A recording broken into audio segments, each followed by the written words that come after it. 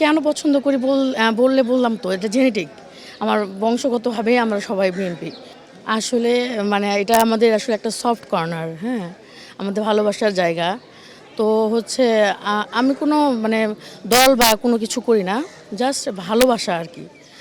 আমার ফ্যামিলিগতভাবেই আমরা সবাই হচ্ছে আমার বাবা, আমার দাদারা সবাই মানে এই বিএনপি করতো। ওই হিসেবে আমি কিন্তু মানে তাকে দেখছিলাম লাইফে একবার।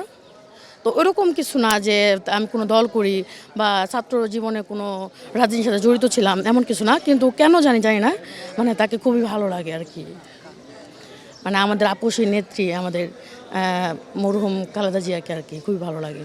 তো এই হিসেবে আমাদের আশা আরকি জানাজার নামাজও পড়া হইছে ইনশাআল্লাহ। তো খুব কষ্ট লাগছে যেহেতু এত বড় একটা শোক আমাদের। তো এইজন্য আরকি আমাদের আশা। যেহেতু আমরা ঢাকায় থাকি তো আমাদের মাঝে আসা হয় আরকি। এই খালেদা জিয়াকে পছন্দ করেন, কেন পছন্দ করেন? আসলে কেন পছন্দ করি বললে বললাম তো এটা জেনেটিক। আমার বংশগতভাবেই আমরা সবাই বিএনপি।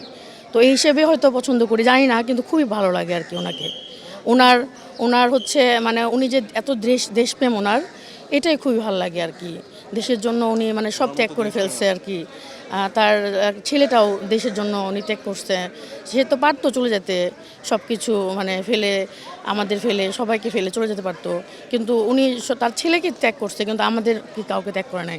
দেশের মানুষকে ত্যাগ করে নাই। এটাই আরকি ভালো লাগে। খালেদা জিয়া একটি অনুভূতির নাম, একটি অনুপ্রেরণার নাম।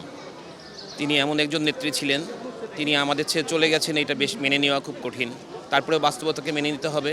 আপনারা দেখেছেন জানা যায় লক্ষ লক্ষ মানুষের উপস্থিতিতে মহান রাব্বুল আলামিন দুনিয়াতে ওনাকে যেমন সম্মান দিয়েছেন, আমরা দোয়া করি আখিরাতেও পরকালেও আল্লাহ জান্নাতে সর্বোচ্চ মাকাম জান্নাতুল ফেরদৌস নসিব করবেন। আজকে জুম্মার দিনে আমার ছেলেদেরকে নিয়ে এসেছি শ্রদ্ধা জানানোর জন্য, কবর জিয়ারতের জন্য।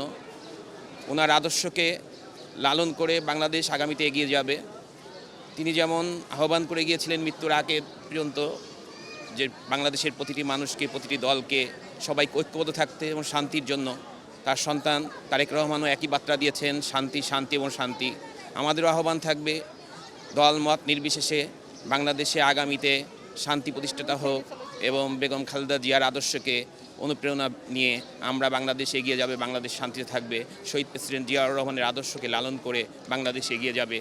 আজকে সন্তানদেরকে নিয়ে আসছি ওদেরকে অতীত জানানোর জন্য, ওদেরকে ইতিহাস জানানোর জন্য, শহীদ প্রেসিডেন্ট জিয়াউর রহমান এবং দেশনেত্রী বেগম খালেদা জিয়ার কবরে শ্রদ্ধা জানানোর জন্য।